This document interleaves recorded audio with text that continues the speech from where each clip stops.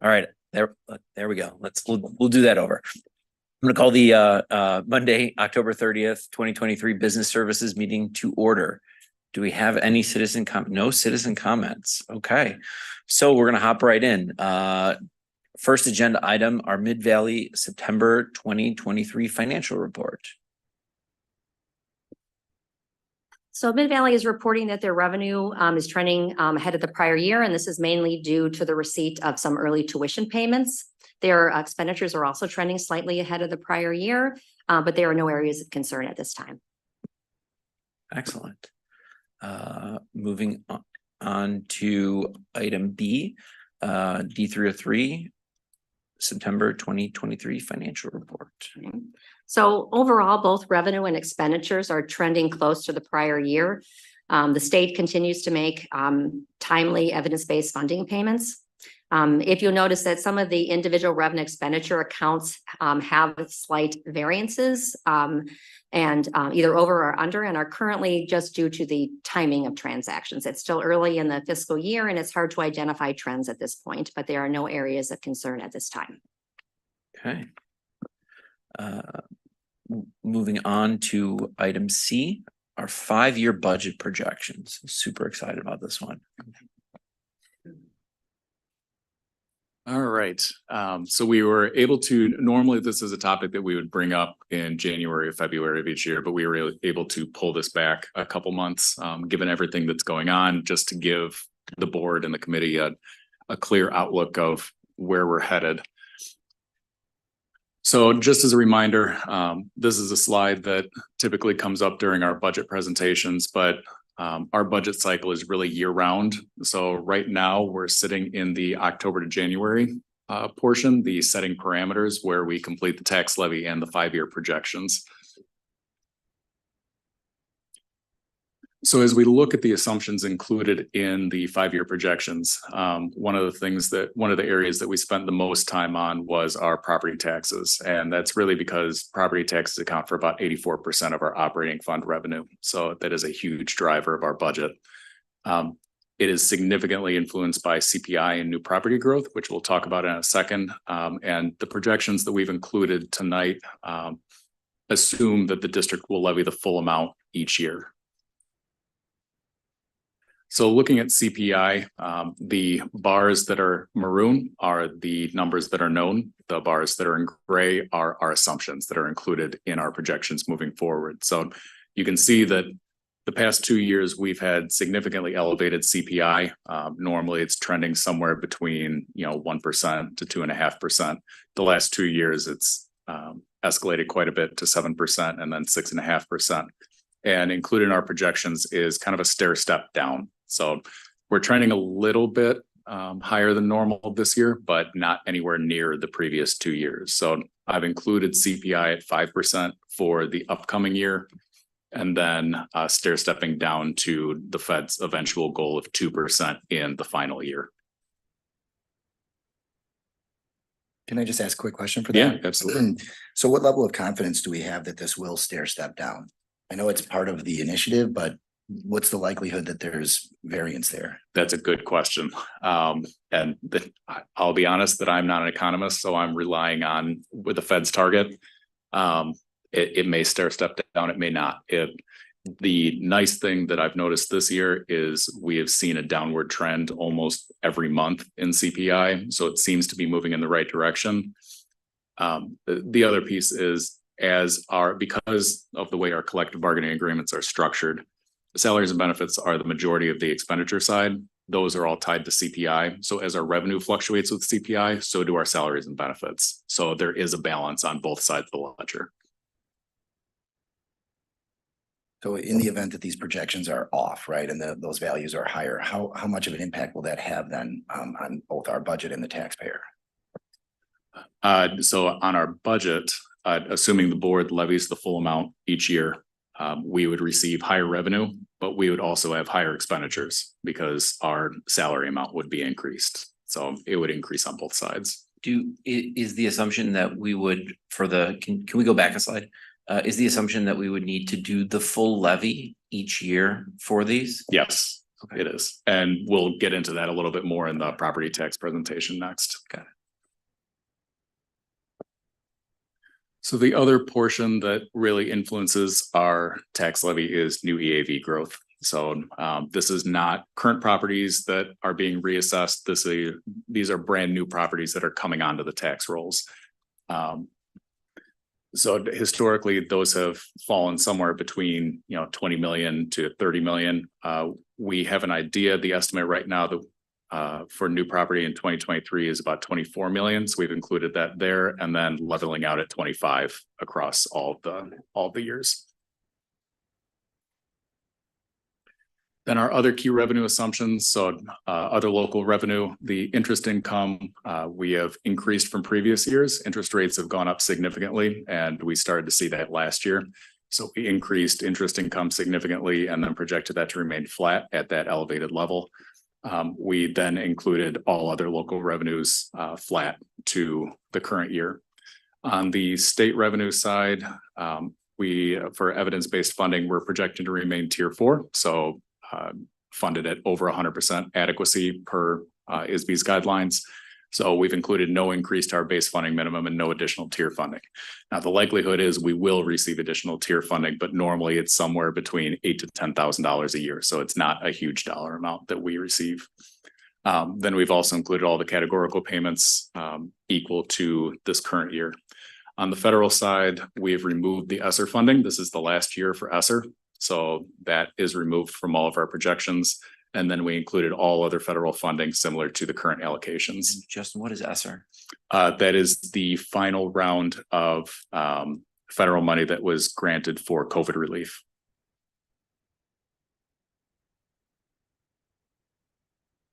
So just as a quick note, these are not included in any of our projections, but just something to keep in mind and things that we're watching as we go forward through these projections. The EBF model, it is not currently prorated. So far, the state has followed through on the full additional 350 million that they promised each year. We may come to a point where they aren't able to fulfill that obligation, in which case there's going to be some sort of proration. We don't know what that proration would look like, but the most likely scenario is that they're going to start with tier 4 districts and start reducing there and work their way down to tier 1. So we would be the first school district to be prorated in that scenario. We don't know what that's going to look like. They aren't talking about it. So far, the state has fulfilled their obligation in total. But that's something that we just need to keep in mind. How reliant are we on that funding, given the chance that it may change? On the state funding accounts for less than 10% of our revenue. So it's not a huge mover of our budget. It's something that we could weather. The other two things that have been floated around Springfield but have not come up recently are pension cost shift, specifically to TRS, Teacher Retirement Service, and then property tax freeze. Neither one of those issues has come up in recent years, but that's always something that we're keeping an eye on. So for our key expenditure assumptions on the staffing side, we've included all of the salary increases as identified in the current collective bargaining agreements. We just finished bargaining with all 3 of our unions last year, so all of those increases are included in our projections. We included student enrollments at the current projection levels. We kept student teacher ratios the same, and we included all of our known teacher retirements across all of the years. We included health insurance at 5%, which is a little bit higher than what we have this year, but there's a lot of volatility in the health insurance market right now. We included capital projects reflective of the 5-year capital improvement plan that we discussed a couple months ago. So the full 50 million over 5 years. And we did include the bond issue that will be occurring later this spring. So these projections are inclusive of the entire funding plan. And then all other costs across all funds increased by no more than CPI unless there is a reason to increase. And there's one instance in transportation that I'll speak about. So looking at the operating funds as a whole. So when I say operating funds, I'm talking about Fund 10, which is education, Fund 20, which is operations and maintenance, Fund 40, which is transportation, then Fund 70, which is working cash. So as we look at the operating funds, If you look at the line that there's a lot of numbers on here, but if you look at the line that's dead center that says surplus deficit. So before we transfer any money out of these funds, that is the surplus or deficit, in this case, surplus in all the funds as a total. So it starts with a $4.1 million surplus in our current budget. And then it stays relatively stable. It fluctuates a little bit between 3 and was that 5.7 is the high mark in 2028. If you look down a little bit, you'll see other financing sources and uses. So the reason you see the red there in the negative, those are the transfers out of operations and maintenance to capital projects. So that's the money that's being transferred out each year to help fund the capital improvement projects. And then down at the bottom, you've got the fund balance percentage as a percent of expenditures and the number of months that represents. So currently, the way our projections are lining up, we start this year in our budget at about 43% fund balance, and we're down to just under 35% by the end of the 5 years. This slide is the education fund. So the ed fund, if you look at that same middle line, the surplus deficit line, you'll see that we've got about a $50,000 surplus. The next year is about that much on the deficit side, then it swings back to a surplus. So because of the size of our budget, when you see something like a surplus of 50,000 or a deficit of 80,000, that's about as close to zero as you can get without being zero with the size budget that we have. So I look at that as being relatively balanced. We've got a little bit of an increase in fiscal year 27 because of some retirements that we have projected. And then we've got a deficit coming on in fiscal year 29. This one, if you look at the bottom, the fund balance is going from about 25% down to 21%. And we don't necessarily want to take it any lower than that. That's about our limit. Can you tell me a little bit about the deficit in 2029? Why we see that upshoot? Yeah, that I've been digging in a little bit more, and that I believe is just because we have that tail off with property taxes. That's our salary starting to outpace what we're bringing in property taxes in that final year. Now, the one thing I will say is because it's so far out, we don't have teacher retirements known yet for fiscal year 29. So while we've included those and pretty much the rest of the years on here, that is not included in fiscal year 29. So assuming we've got a big retirement class, you'll see that number fluctuate a little bit. The other thing that I do want to note as with any projections, I feel most confident about year one, a little less confident about year two. And by the time we get to 3, 4, 5, we're taking a guess. We're running the calculations. We're doing the best we can with the information we have. But when we're looking 5 years out, so many of the things we've got included in here, so many assumptions are so volatile that those numbers are going to shift dramatically over the next 5 years.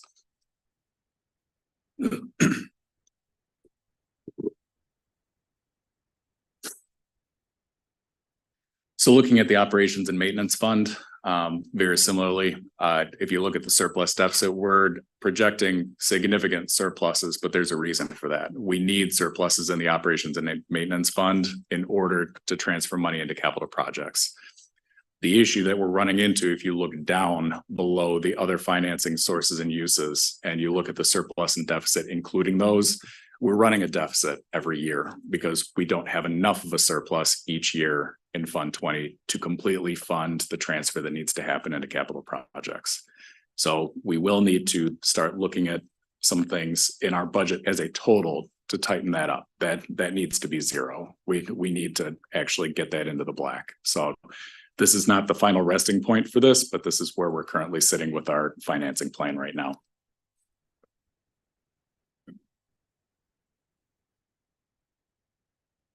The next slide is the transportation fund. So I mentioned that there was something a little bit different about the transportation fund. Again, you'll notice that there's a deficit in every year in transportation, but that's actually planned. That this was structured this way purposely because we've got some bus replacements that we need to accelerate. We've got some aging equipment, so we need to start doubling the number of buses that we purchase year over year in order to get back on a reasonable replacement cycle. So the first 3 years in the projections include a little bit higher capital outlay to accommodate those additional bus purchases. So the deficits that you see in transportation are actually purposeful. We need to spend some of our fund balance down to replace some aging equipment. And then the next slide is working cash. So this is the final operating fund. There's not much to look at on this slide. Again, the working cash, as a reminder, is essentially our savings account. It's what we use for cash flow in periods of low revenue. So there are no expenditures tied to it. We don't receive any property tax revenue. Really, it just accumulates investment income and it sits there for cash flow. So the final slide are our fund balance projections. The red line at the top is our estimated year-to-date fiscal year end fund balances. But the number that I tend to look at more is the purple line below, which is our estimated low point. It can be a little deceiving just looking at fiscal year end fund balances because we will just receive the first property tax deposit. But really what we need to be looking at is the low point to make sure that we can sustain the projected expenses with the cash that we have on hand. So that is starting to trend down a little bit as we spend some things down in other areas. And I know that we're going to have to increase spending to fund our capital improvement plan. So the only thing that I'll note is that as Dr. Gordon and I have talked, we will be bringing back a spending plan to the board at some point this year that details how we plan to actually fund all the capital projects and revisions that we plan on making to next year's budget and future budgets in order to accommodate that. And assuming that'll be after we get the plans for Lincoln and for Haynes and okay. Correct. Would that include any areas in which we might be able to have some savings or reductions of expenses? That's what that'll be including. So yeah, we'll be looking at areas, not just the spending plan for capital projects, but the spending plan for the district as a total.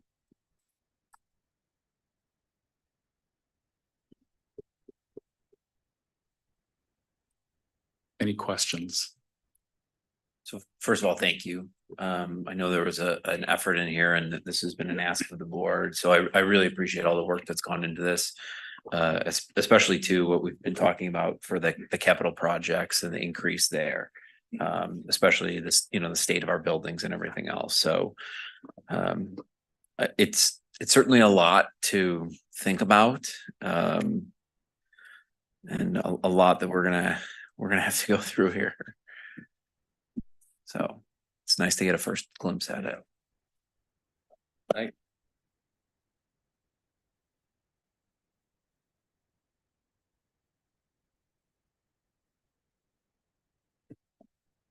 All right.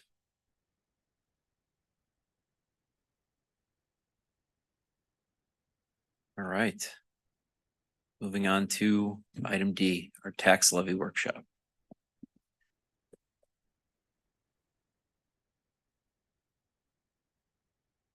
Okay, let me make sure this is flipping. Yes. Okay. So this board is historically engaged in a tax levy workshop annually prior to approving the tentative tax levy at a regular board meeting. So this may be review for some people at the table, but given how important the levy is to the district's financial structure, it's good to refresh everyone on the ins and outs of this process. So just to review the levy process, the levy is made in whole dollars and is based on budgeted needs, the prior year extension, the rate of inflation or consumer price index, CPI, and the equalized assessed valuation within district boundaries. We do levy for each individual fund, not just a levy for the entire district. And our levy that we complete here excludes the bond and interest fund. That is actually extended by the counties on our behalf. So any bonds that we may have issued, we don't need to levy for that directly. So one concept or term that's brought up quite frequently when we talk about the levy is the tax cap, which actually refers to the property tax extension limitation law, or PTEL. So PTEL restricts the growth in property tax revenue to the lesser of 5% or the rate of inflation, if it's whichever is less.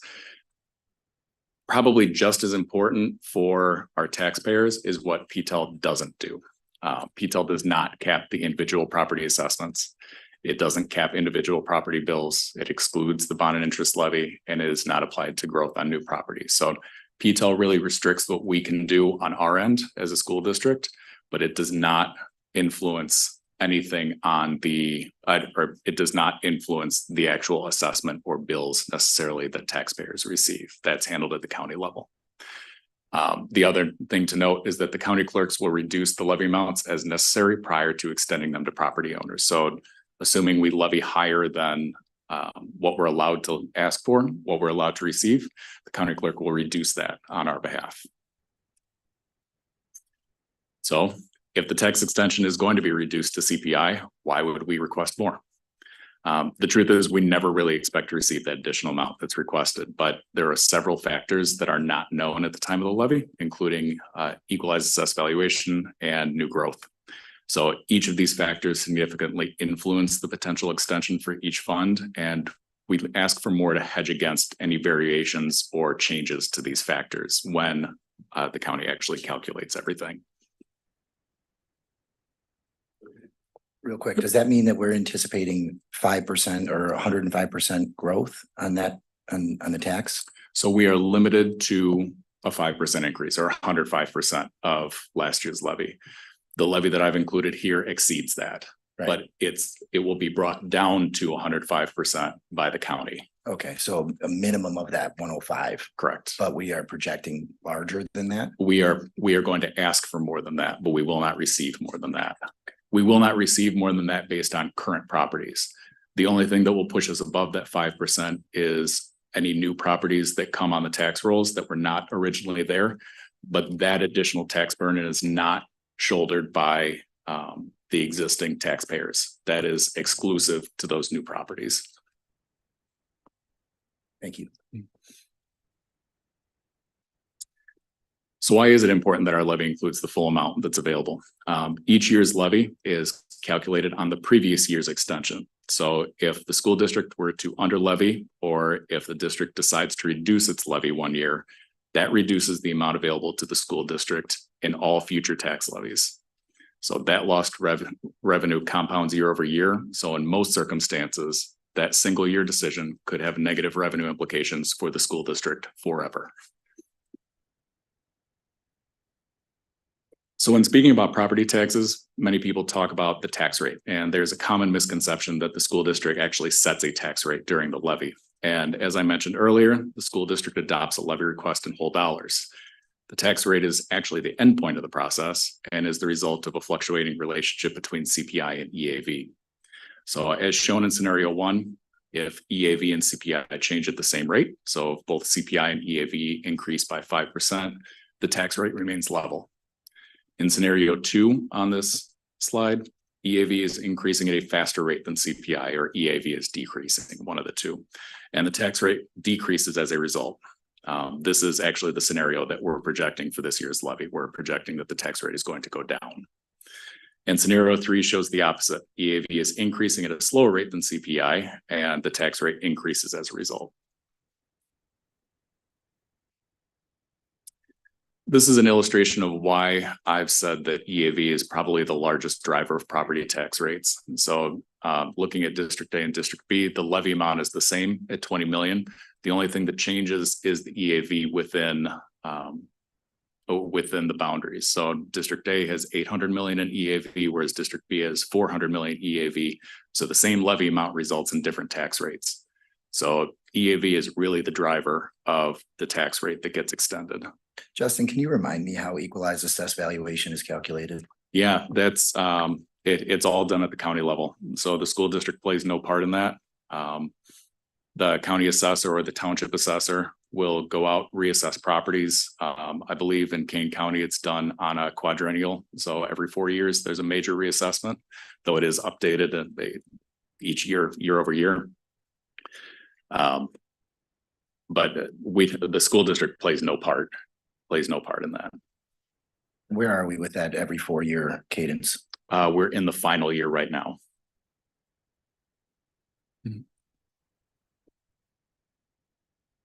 So moving on to the 2023 tentative tax levy. So this is the timeline for the 23 tax levy. So following the workshop tonight, we'll ask the board to approve the tentative tax levy in November with adoption of the final levy in December. The business office will then file the levies with DuPage and King counties by the deadline on December 26th. So this graph illustrates the breakdown of EAV by property type for 2023. So just over 80% of the property value in District 303 is residential, while just under 20% is commercial or industrial property value. So while our commercial property is not as great as some districts to the east of us, these properties do help to alleviate some of the tax burden on residential taxpayers within this community. This chart shows a historical comparison of EAV growth in Kane County school districts. So while D303 has experienced steady growth over the past several years, we did not experience the rebound that other surrounding districts experienced following several years of decreases from 2009 to 2014. However, our average growth over the past 5 years has been about 2.9% per year, and we're anticipating slightly higher growth for this year.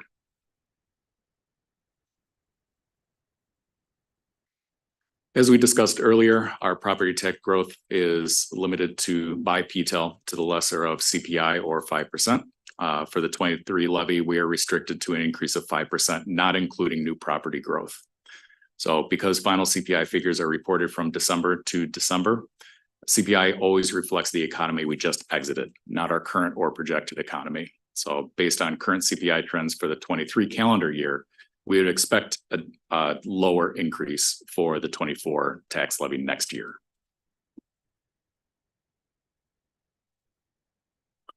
We talked about tax rates earlier, and while the school district does not set tax rates, looking at tax rates does provide a good basis for comparison. So in 2022, District 303 had the 4th lowest tax rate of all school districts in Kane County. This means that all other factors being equal, a homeowner with a $300,000 house in District 303 would pay approximately $656 less in property taxes than the median school district in Kane County.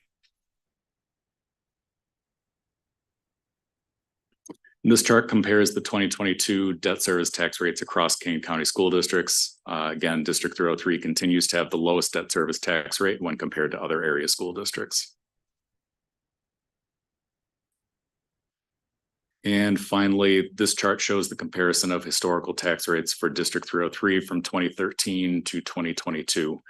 There was a slight increase to tax rates from 2013 to 2014, but since 2017, tax rates have stabilized in the low 5% range. So the remaining slides that I have in this presentation are related to the next item on the agenda, which is the tax levy determination resolution. So I will pause here to answer any questions that anyone may have about the tax levy process.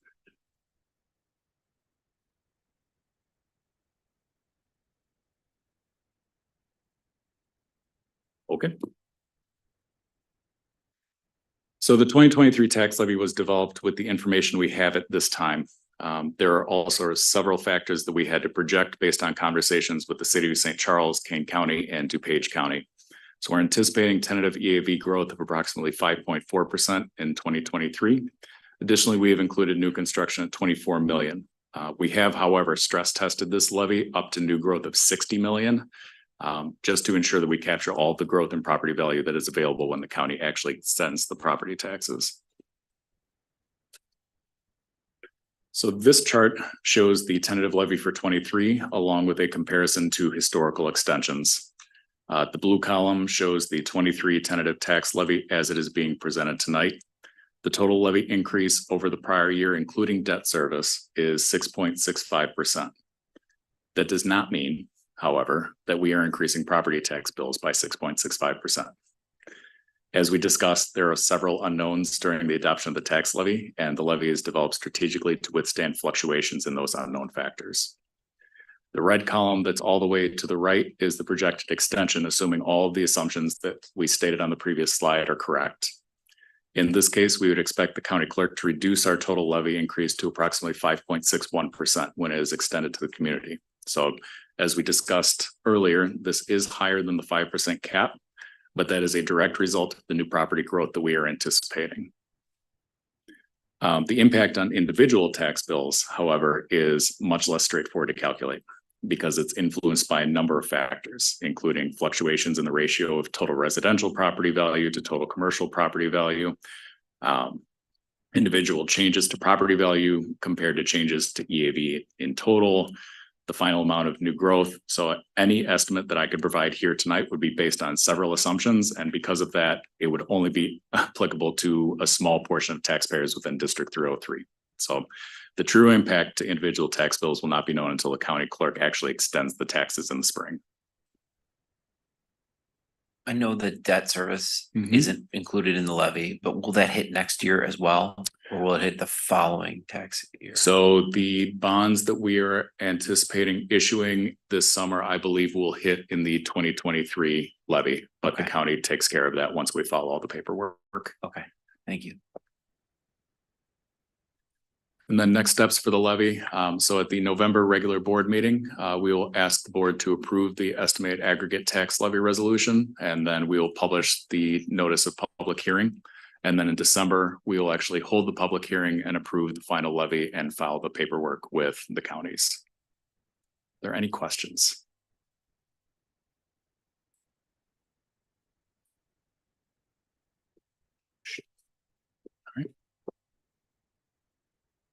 One thing I would say to our community, Justin, we put out a podcast on budget and the levy. It is really an outstanding podcast that gives our community members, staff members, anybody who wants to listen, kind of that behind the scenes, a little bit of what you heard here tonight, but even more in-depth information. So I'd make sure that you check out our podcast. You can go to our website to find that information. That'll get included in across the board as well, right? Perfect. Okay. Next. Construction. Yeah. Oh, no. Oh, you didn't do your post entry.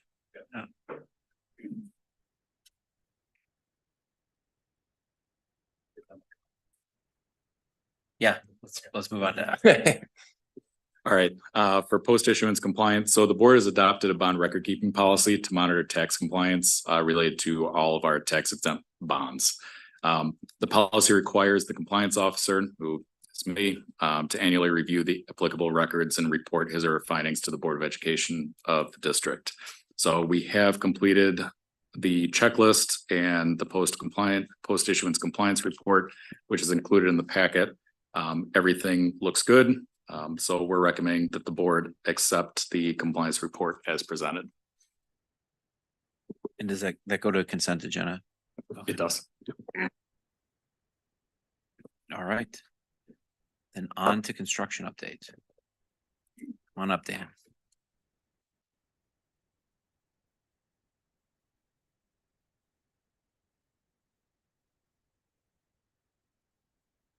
Well, staff has been working really hard, a lot of planning efforts for summer construction.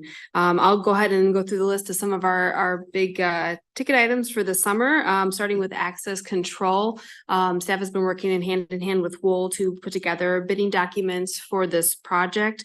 We are anticipating going out to bid in November, and we'll bring back awards in December to this committee. It was originally anticipated that this had some longer lead time items, but after confirmation with some vendors, some of those longer lead time items such as card readers and such are actually returned back to normal lead time, some even on the shelf items. So we don't have any concerns regarding the equipment here for this project.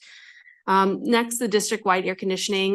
We have a real quick. How many Sure. bids do you anticipate getting? As far as the amount of vendors, I could not tell you at this point. I don't know if you have any reference. It's a little more specialized, but I mean, we're hoping to get at least 3 to 5 competitive bids. And is this the items that we're looking at for next year and the following year pulled in, or is it like, what does it entail for the access? Sure, this would be all labor and material and equipment to put access control points at the high schools, middle schools, and then potentially Haynes and Lincoln as part of the construction of summer. Awesome. Okay. Also admin and Peck Road will be included as part of the summer as well. Okay, great. Thank you. We have an item on this agenda tonight regarding the district-wide air conditioning, so I'll speak to that when we get there. We've continued to investigate and put together a prioritization plan for roof improvements throughout the district. As presented several months ago regarding our capital improvement plan, we have a lot of roofs that are needed prioritization, and we are evaluating the best ways to start knocking some of those out and completing those roof replacements, coatings, and repairs. This past week and continuing into this week, we've done some infrared scanning at some elementary schools and high schools, and that's going to provide us a lot of intelligent information on really the best methods for prioritizing those roofs. Staff has been working hand in hand with some principals and some outside vendors to look at playground improvements and replacements, specifically pertaining to Norton Creek, which is anticipated to be a full replacement, as well as Wasco and Pearson Creek, which is anticipated to provide some inclusive features to those playgrounds. And then finally, I'll give you a little update on the Haynes Early Childhood and Lincoln Center improvements.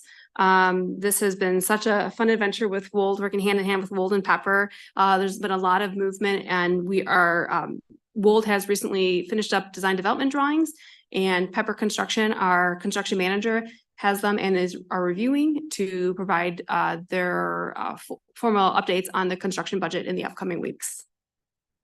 And from there, I'm going to hand it off to Dan Pritta with Wool to provide an update on both Lincoln and Haynes and the police plans. Great to see everybody tonight. Before we get started, I just want to introduce one of our teammates. Adam Moore is our project leader. He's leading our in-house team on both these projects as well as our engineering discipline. So a little exposure to the big time here.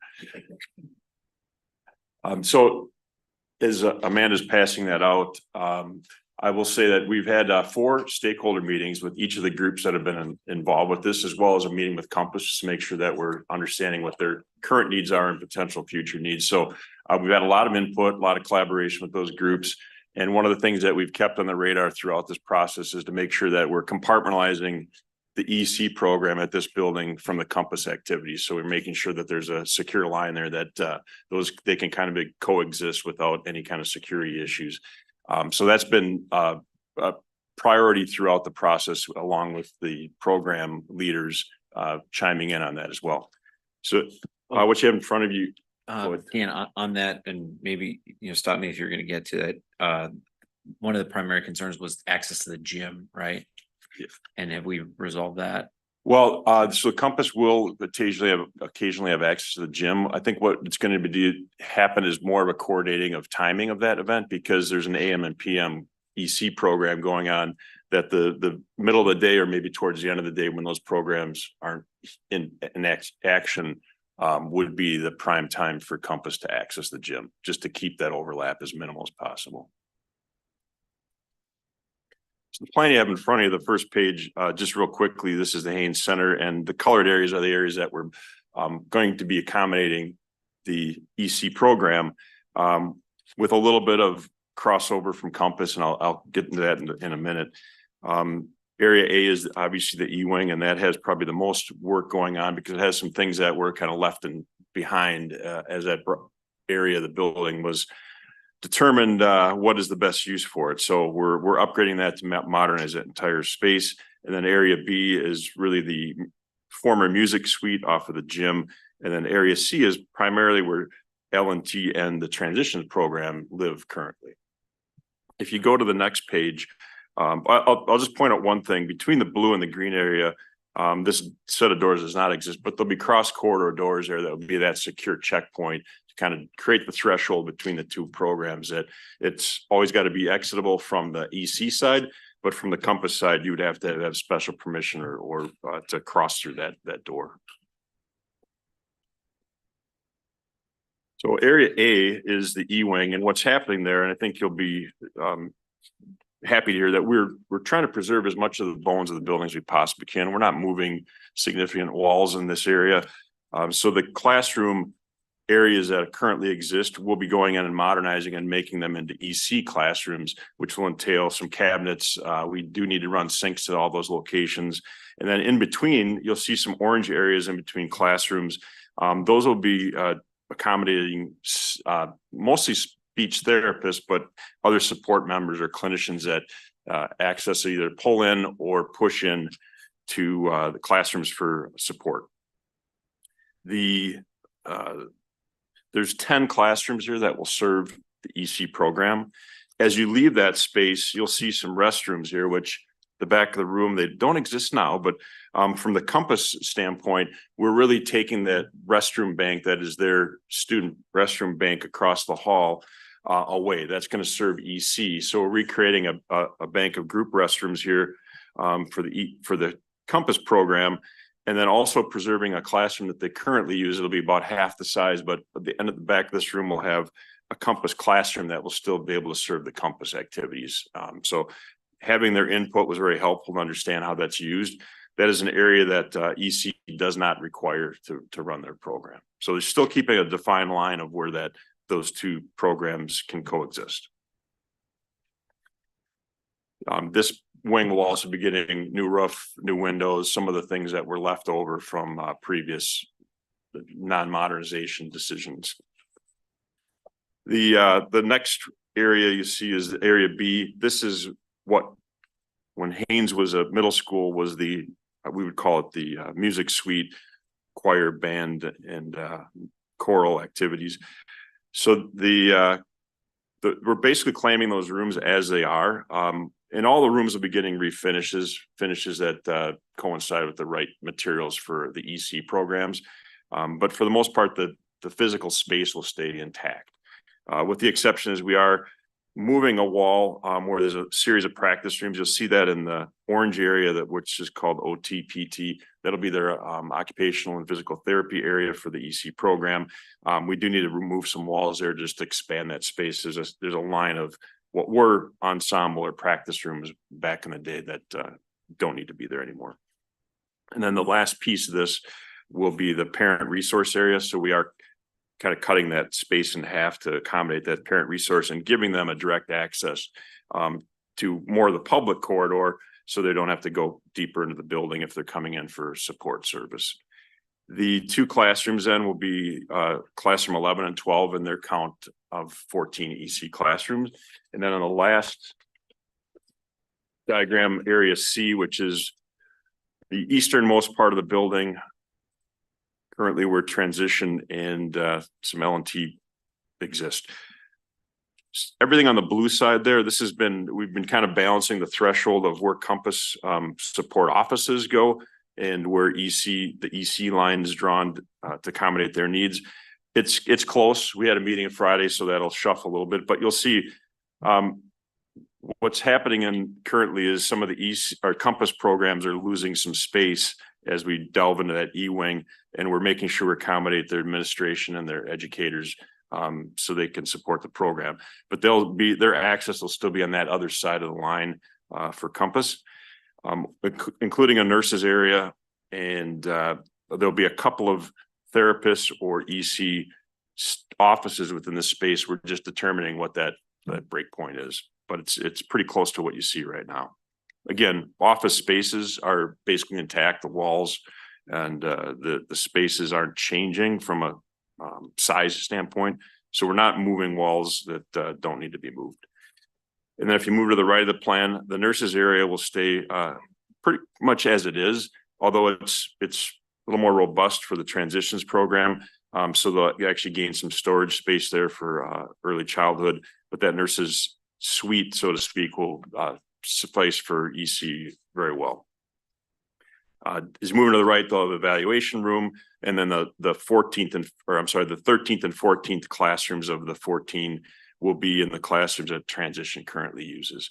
That area that they call their community room will become the LRC, but also very much convertible to a staff development space for their staff. They have up to 60 individuals that are supporting the EC program at a given time. So this will be able to accommodate them as they're doing their staff meetings and doing some of their support professional learning.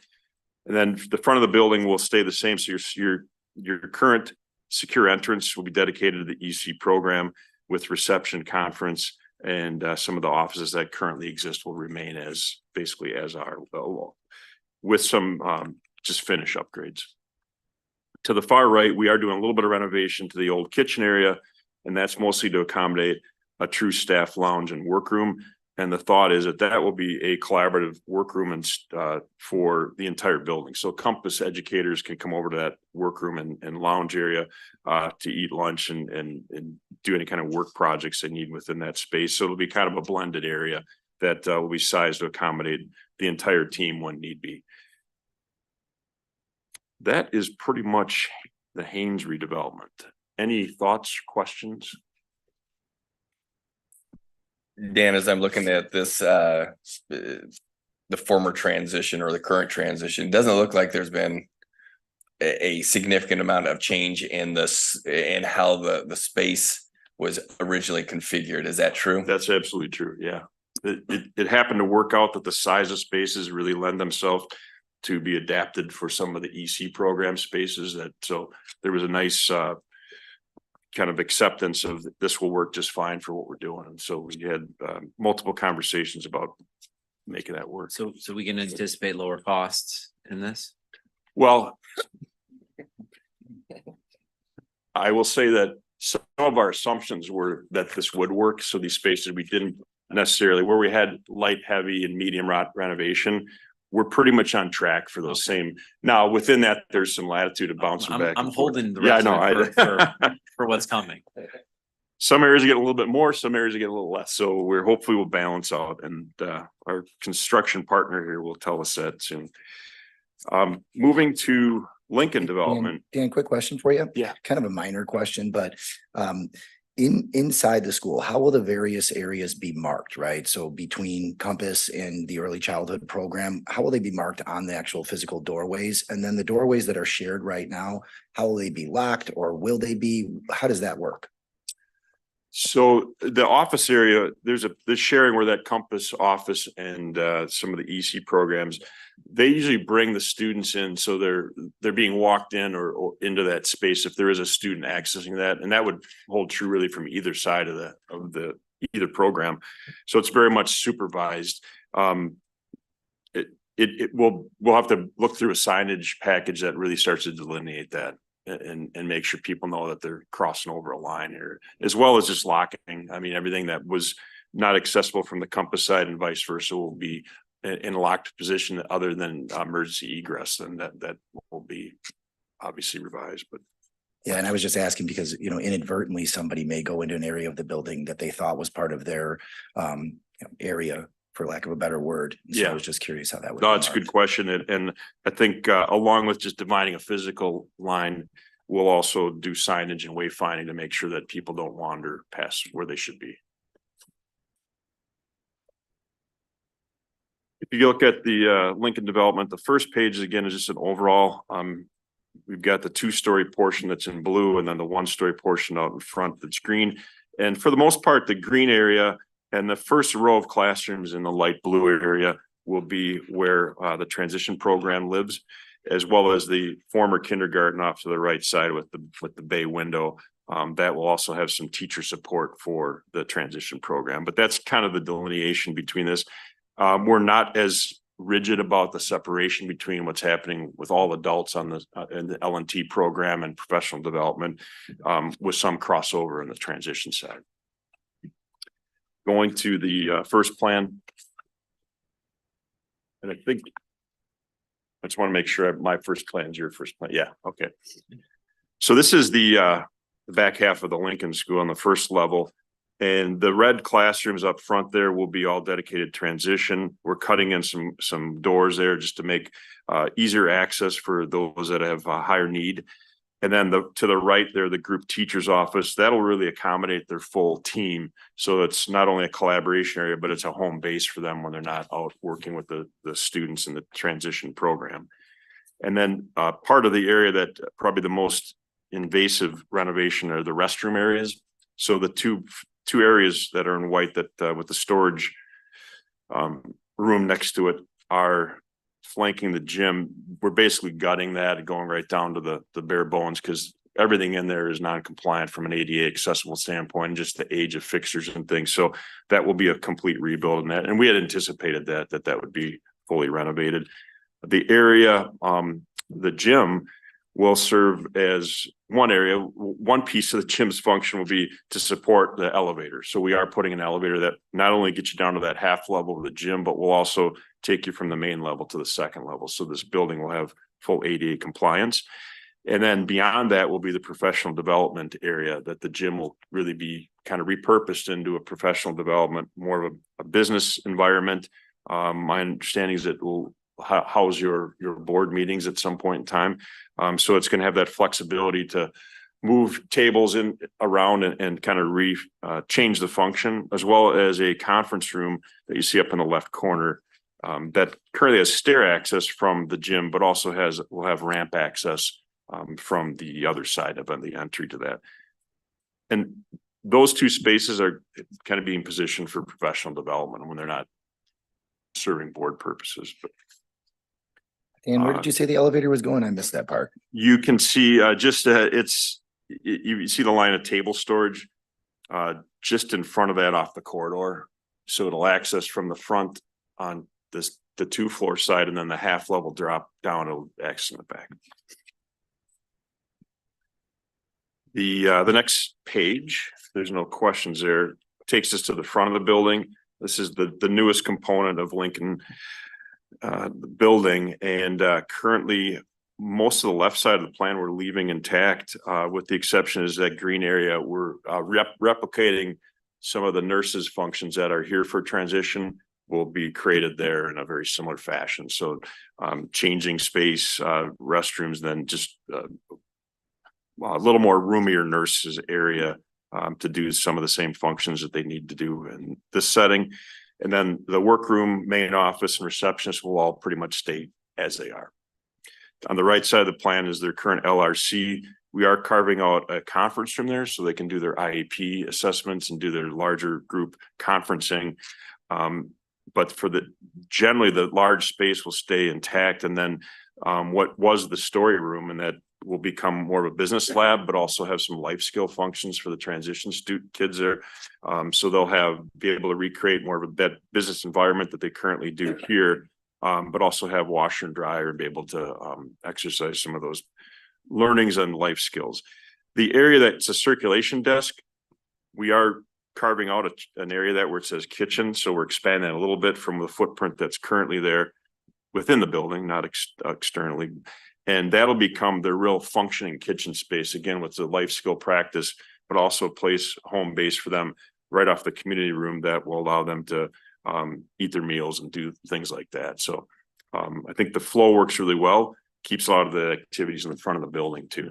Is in their current space, is it this open? Is there any separation between the current kitchen and the community area? Generally, it's pretty open because it's got some shuttered doors between what they would call their community room here. And then as you go back into the kitchen area, it just kind of flows right in. So there's a couple overhead doors that I think stay open all the time. That creates that. This is even more ideal based on our conversations with the transition program leaders. They really feel like that, be able to supervise, but also have the synergy of this is where they'll eat. So they're prepping and they're eating all in the same space, as well as offering that life skill learning. Got it. Thanks. We preserve the data closet. We do need to create a different door into that, but that was one of those areas that from a cost standpoint, it made sense to just leave it as is. So the hub of data can stay in the front of the building there. Then the last page, you'll jump up to the second floor. There is one component of learning and teaching on the first floor. That's over by the I didn't mention that, but that's over by where we're improving that ramp. And then everything else is pretty much on this floor for learning and teaching. We are, again, staying within the confines of the existing classrooms as far as the wall structure. We are building out where those directors' offices are. We're basically splitting classrooms into kind of quadrants. They'll just have 2 offices on the window wall, with then workstations in more of an open environment on the other half of that classroom. So you can see the window side has the offices serving the director positions within the program. And then everything else is going to be relying on more of a workstation atmosphere, and yet to be determined exactly what that looks like. But we laid out, you can see faintly in the gray, that those are the workstations to accommodate the number of staff that they have in the building and some of them are more in and out of the building, but at least they have a base, home base. And then the restroom renovation will be almost a mirror image of what you see on the first floor too. No, so I guess ask the question. So we're not opening up any of the walls. We are here and there, we're cutting an opening for Okay. doors, but we're not opening walls. Matter of fact, with plaster walls and Very good. we may cover some of the walls just to avoid having to tap into plaster Thank you, settings. Dan. Yes, Yeah. I appreciate that. No, this is great. On that note, where we're gonna be cutting in for doors and things, is there anything that we might, are we worried about discovering anything that could be problematic? Well, we know where some of the abatement requirements are, so we'll have that information going into this. And that will be an earlier abatement package that will kind of get prepped for the construction before they go in full bore. And then as far as things in walls, especially in this vintage of building, there's going to be a few things that were surprising. And I think the construction manager is holding or will be holding a contingency to address those things on the fly because we have a pretty ambitious construction schedule we got to maintain. So, when you get in those restroom areas, I'm imagining we're going to find things, pipe or two or a conduit that nobody knew was there. But for the most part, everything in blue, we're pretty much leaving untouched as far as what we might trip over is in an unforeseen condition. Thank you. Yeah, Well absolutely. done. Nice job, team. Nice work. A lot of work going into this. Yeah, thanks.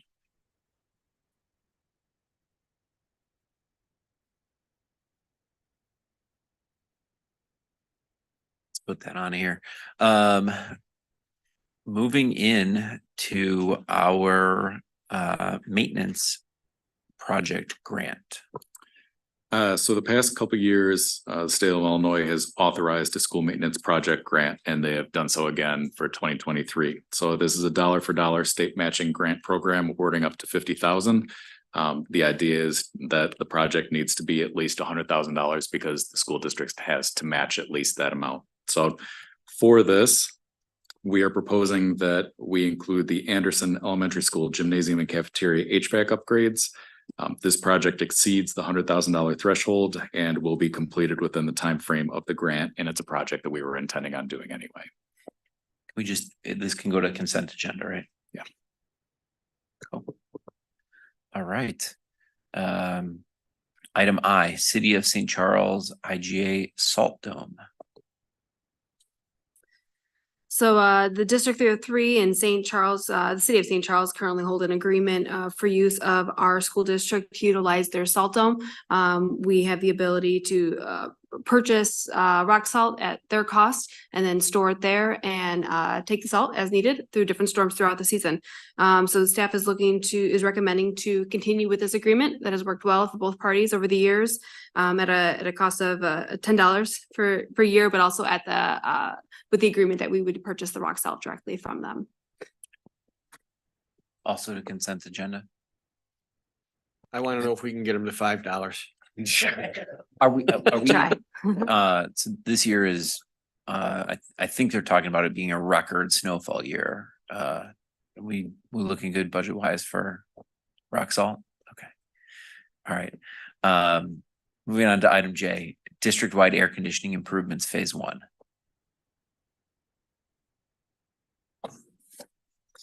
All right, as alluded to earlier, staff is moving forward with the first phase of a district-wide air conditioning improvement program.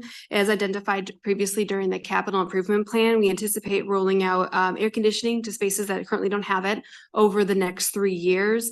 Staff evaluated the existing spaces alongside with Wold Architects and Helm Mechanical to understand what spaces were feasible to accomplish this summer. And by feasible, I mean pretty much in terms of equipment lead times. So after that, we did those assessments and evaluations of the space and the associated equipment. It was determined that the Anderson Gym and Cafeteria, Corin, Belgraham, and Norton Creek, both are gym and cafeteria, as well as the gym at East High School. And along with both gyms and locker rooms at Thompson should be able to be procured and completed this summer, with the one exception of a piece of equipment at East is is running a little longer than the summer lead time, but contractor is currently working with different vendors to expedite that. So with that said, staff received a proposal from Helm Mechanical through the Qualis contract, cooperative contract, to provide mechanical equipment and in the case of Thompson, some labor to provide AC to these spaces this summer. I'll note that this is, except for Thompson, this is material only. So a second proposal will come at a later time through the same cooperative agreement for the labor and some ancillary equipment and material that goes alongside of that. So with that said, staff is recommending the approval of awarding this contract to Helm in the amount of $669,290. Any questions on this one? Do we have any anticipated labor costs?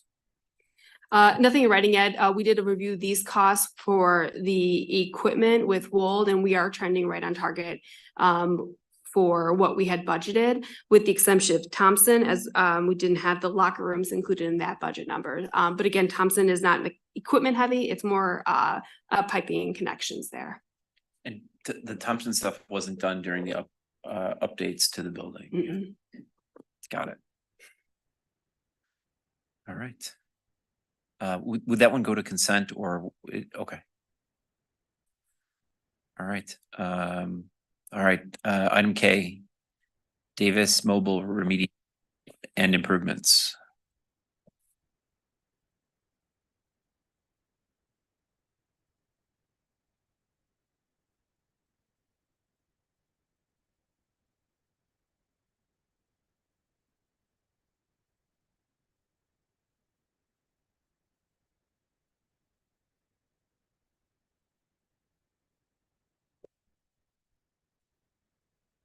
Air quality testing was completed at the Davis Mobile several months ago and indicated the presence of mold growth within that structure.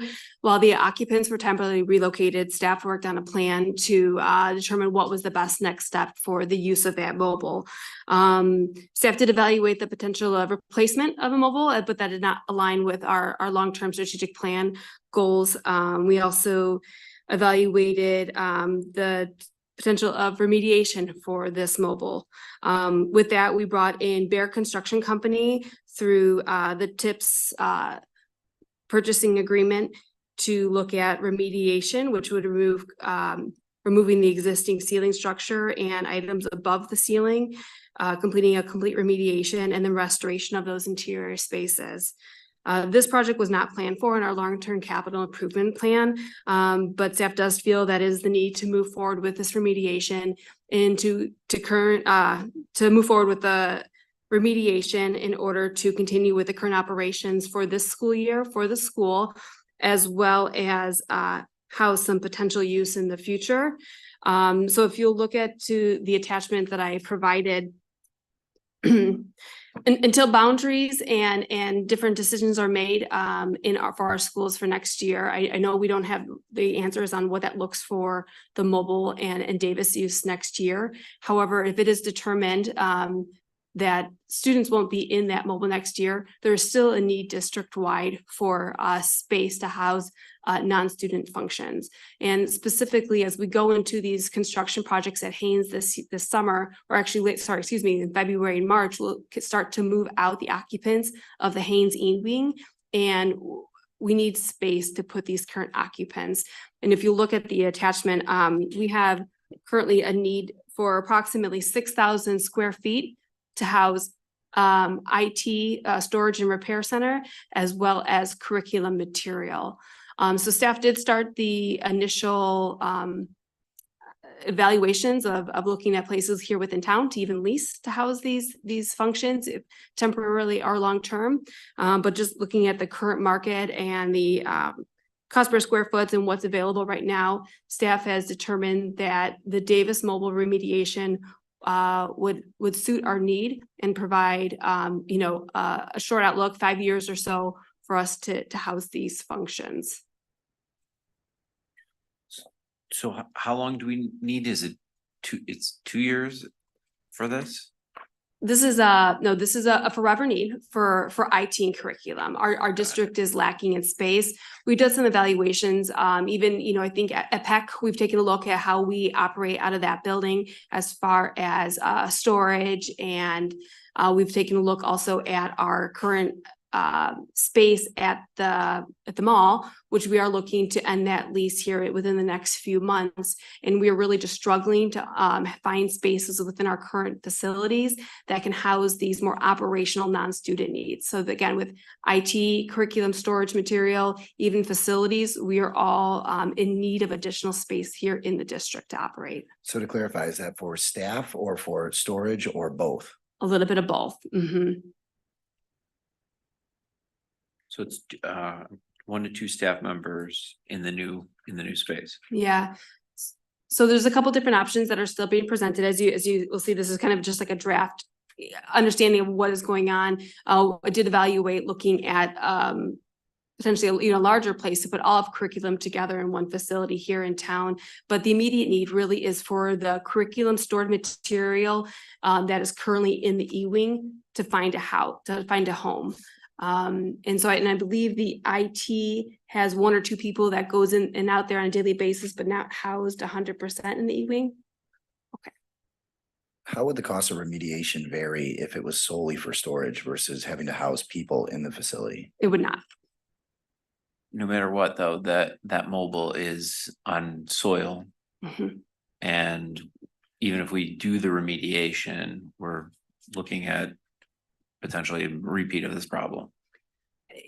Potentially, but it has been identified that the issue that we have identified in that mobile is actually above the ceiling. So it had more to do with the way it was constructed, with the mass amount of insulation that was up in the attic cavity up there, as well as just the condensation of the mechanical ductwork in that space. So not directly related to the mold or to the soil on the ground.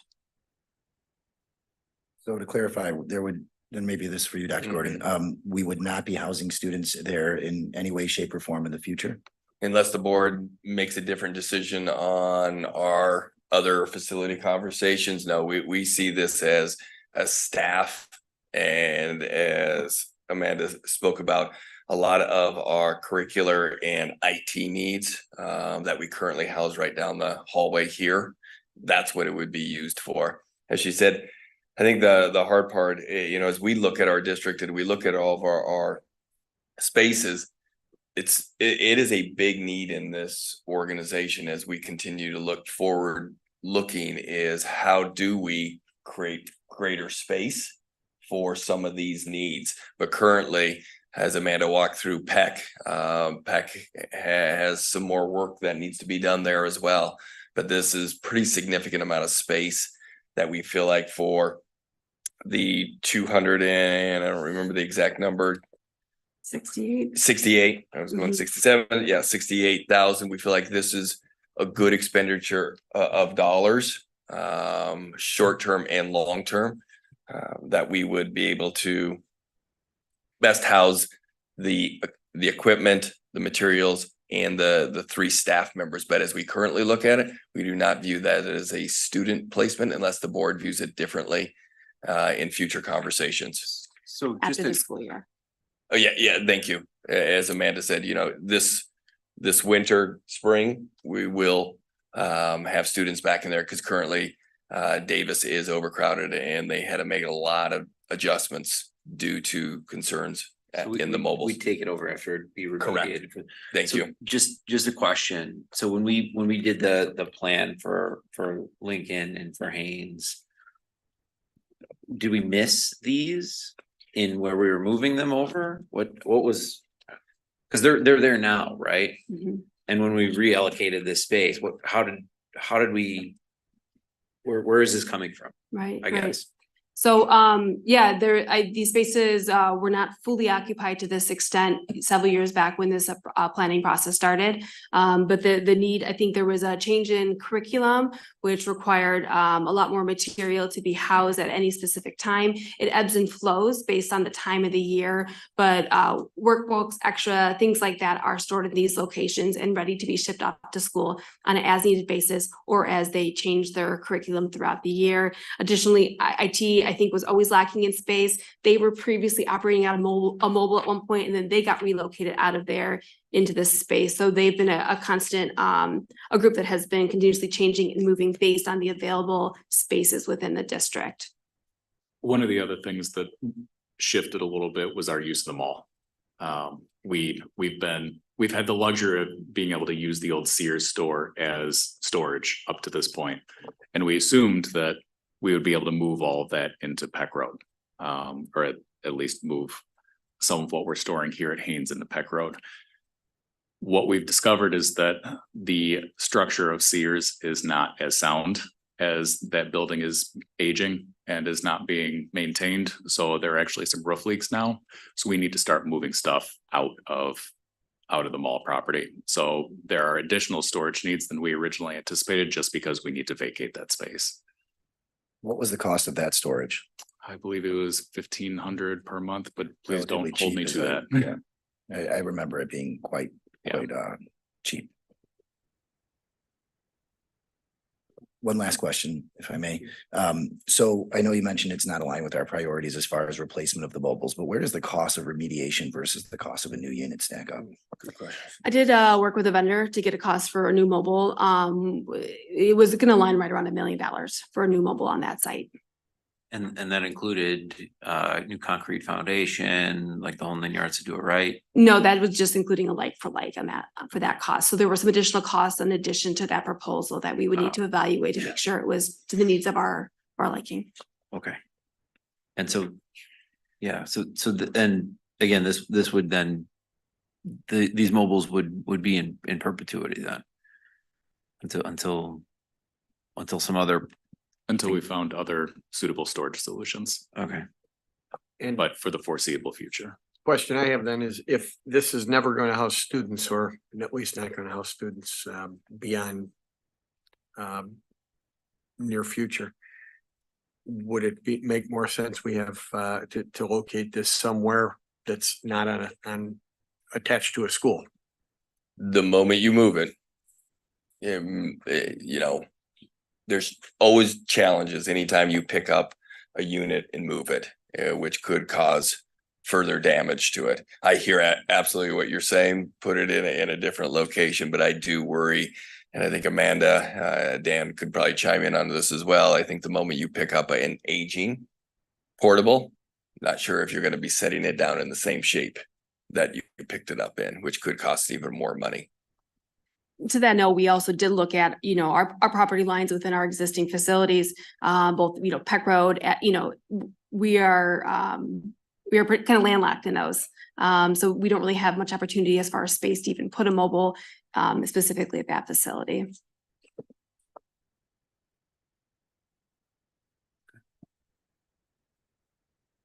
And you're still looking at potential other options, or are these the two that were? My recommendation would be move forward with the remediation. Then we should put this as an agenda item. I don't know what it is. So. Thanks. All right, Lincoln Elevator.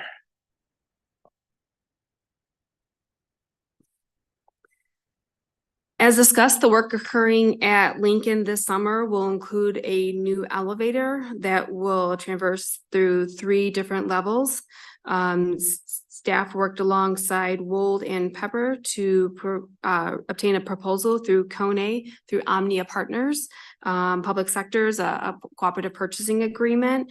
Kone provided a proposal which includes design, manufacturing, supply, and installation of a new 3-stop elevator for a total dollar amount of $173,250.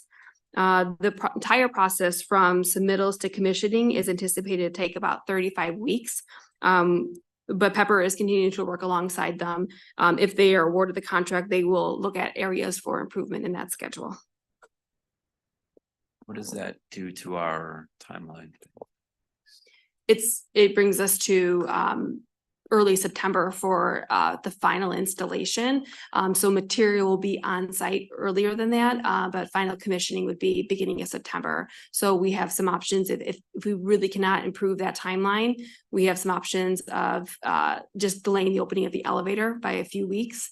But But again, Pepper is working hand in hand with them. If it comes to it, maybe we could identify some opportunities for working on weekends or things like that, if there's not other opportunities for saving the schedule. Will But we, with the- oh, sorry. will we be allowed occupancy without that elevator with the renovations for second floor?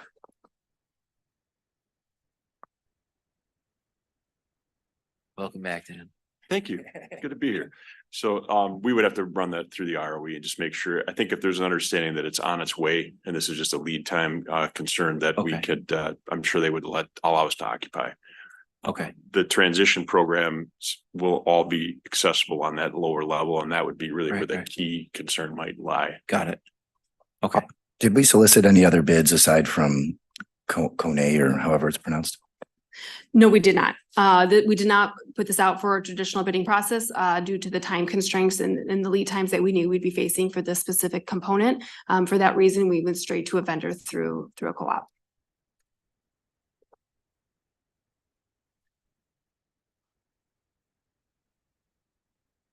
any other, this one?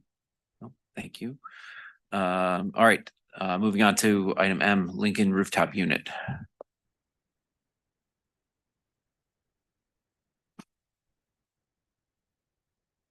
Similarly to the elevator item, we have two new rooftop units that will be installed to heat and cool the second level of the building that will house Lincoln and our learning and teaching staff at Lincoln for next year.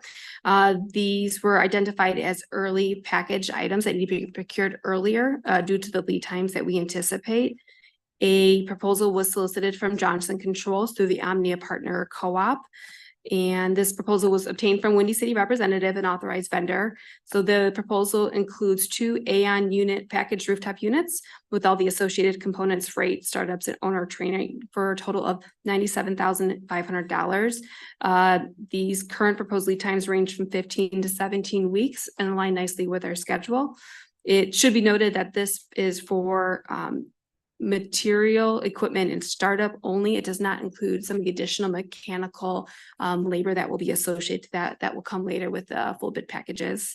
Pepper Construction will help coordinate receiving and storage of these units, and then it'll be installed by another vendor during the summer construction.